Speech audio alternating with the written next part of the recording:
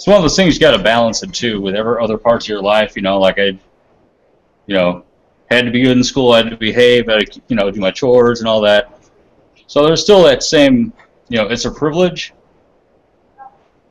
but it's definitely a lot easier on you if you're into games and your parents are as well. Because you're going to get that brand new Super Nintendo when it comes out because they're going to get it anyway. You don't have to ask or, beg and plead. Well, I did that with Genesis. Could you imagine if it got to the point where, like, during the whole console wars, Nintendo versus Sega, like, your mom was like, yeah, I'm a Nintendo person, and Sega's not allowed in this house. And you're like, oh, my God, I really want to play the Genesis. Oh, man. Yeah, I got lucky because she wasn't interested. Like, I remember looking over it, and she's like, no, we're going to wait for the Super Nintendo. And, we did. And I was like, yeah, you're right. It's whatever. It's where it's at. And then I just really got into what was coming down the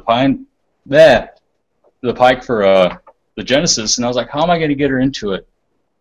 RPGs. I'm like, look at Shining Force and look at Phantasy Star. She's like, okay, sold. Nice. It took. No, go ahead. Oh, it took a little bit of coercing, but it wasn't too hard.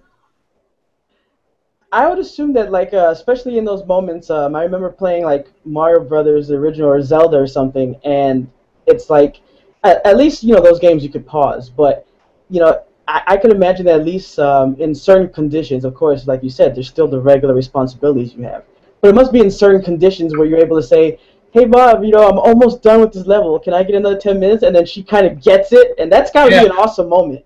That was cool, yeah. That happened a lot. Or like, I'm nowhere near a save point. I've got to finish this cave, and how about you let me go ahead and I'll as soon as I can. I'll have to go back to town and get some more potions, and I can come back and finish. Then I can save, and I don't have to worry about it when I come back to play. And she'll be like, okay, I get it. But then on the adverse, she's a gamer too, so you're like, Mom, can I play? No. Yeah, that's true. I'm playing.